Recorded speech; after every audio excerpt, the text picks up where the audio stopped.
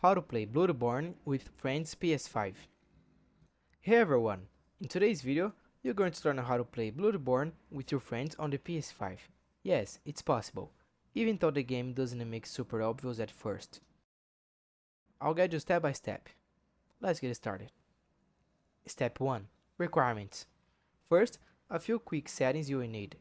Both players must have PlayStation Plus. You both need the same version of the game and ideally be around the same level. And most important, you need to set a matching multiplayer password. Step 2. Set the password. To set your password, open the in-game menu, go to System, then the Network tab. Type a unique password that both of you will use. Something simple and easy to remember. Step 3. Host. Use the beacon bell. Now, the host player, the one who wants help, needs to use the beckoning bell.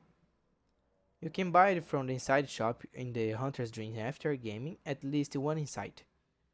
Use the bell in the area where you want to play co-op, and make sure boss of the area is still alive. Step 4. Friend. Use a small resonant bell. The friend who's joined should now use the small resonant bell, also bought from the inside shop. They should use in the same area, while having the same password active.